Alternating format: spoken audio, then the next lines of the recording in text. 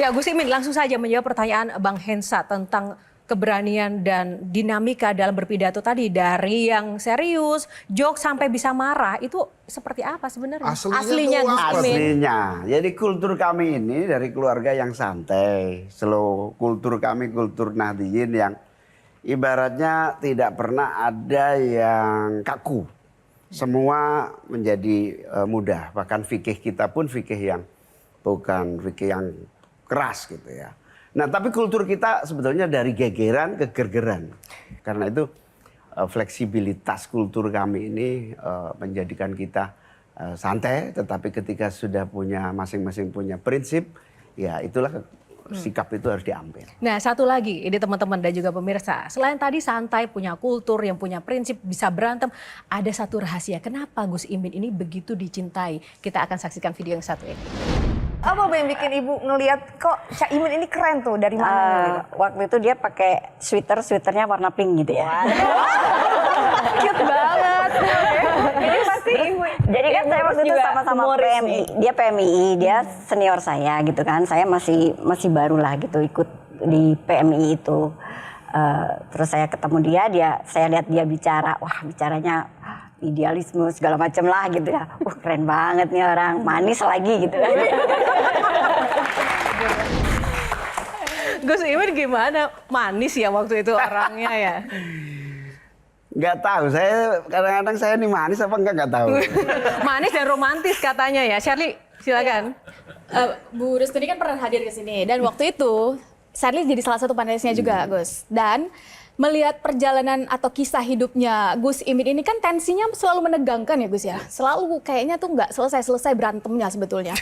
Nah, pertanyaan saya adalah lebih menegangkan mana Gus? Situasi sekarang-sekarang yang memang ada dugaan dan ramai yang menyebutkan PKB ini mau diambil alih atau memenangkan hati Bu Rustini yang cantik, keibuan, jujur, dan anak kiai besar juga kan ya Gus ya? Sehingga pasti banyak pesaing dong saat itu. Gimana Gus? Lebih menegangkan yang mana? Jujur.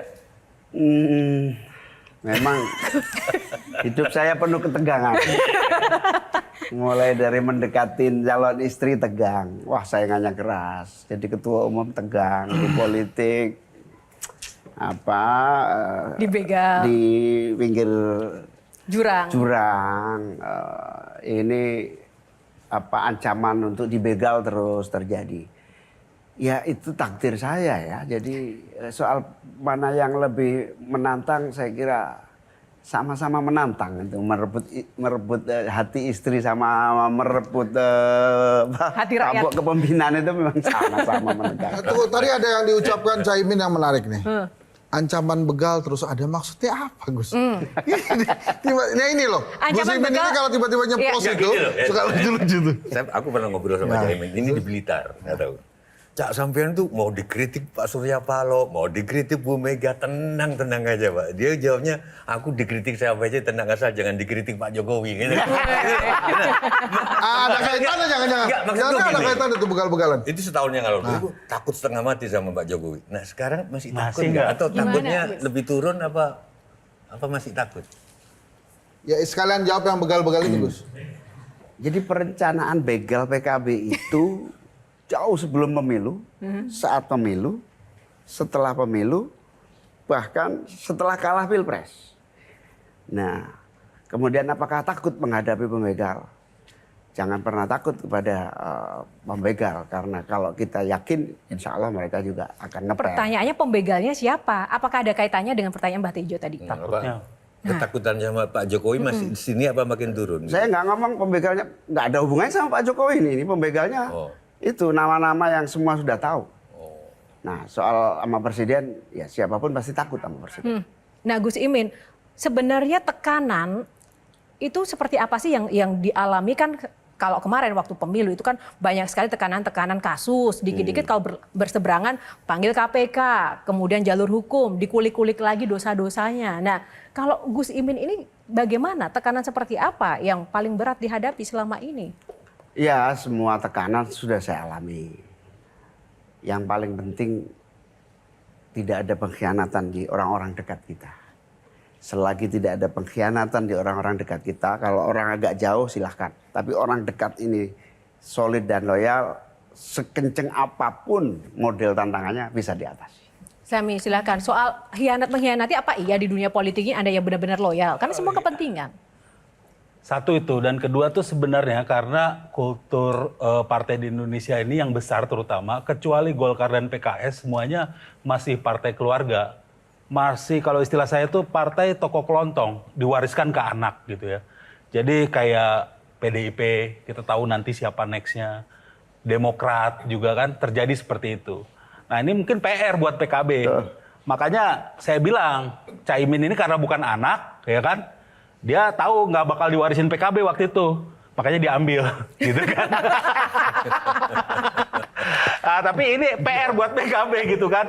Kedepannya gimana? Apakah nanti akan diwariskan ke anak juga atau ke keponakan? Karena kalau begitu kan berarti ya suaranya akan segitu-gitu aja. Jadi intinya itu ke depannya akan seperti apa? Apakah nanti akan diturunkan juga ke Mbak Rahma atau sebagainya? Ya. Atau akan menjadi partai kader? Ya kita harap menjadi partai kader ya ke depannya. Nah jangan lupa bahwa kita sering mengkritisi oligarki, tapi oligarki itu kan tumbuh juga dari budaya-budaya seperti ini. Gus Imin, gimana?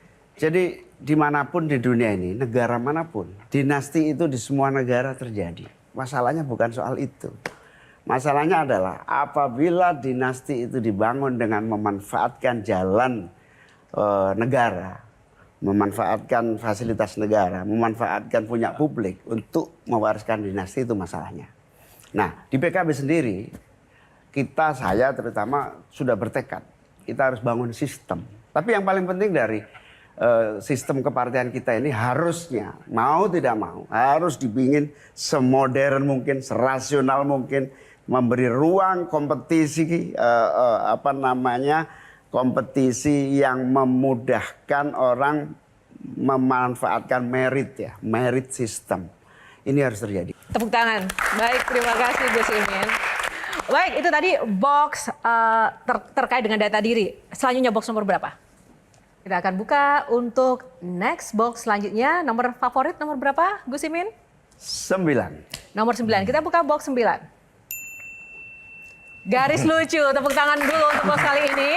Namun kita akan mengulas lebih dalam lagi terkait dengan box garis lucu seusai jeda. Tetaplah bersama Q&A karena setiap pertanyaan selalu ada jawaban. Mau jadi ketua PBNU nggak, Gus? Caimin setelah 20 Oktober lebih kuat dari Jokowi kalau menurut saya. Seberapa love? Wah ini nggak mungkin menang ini. -1 kayak.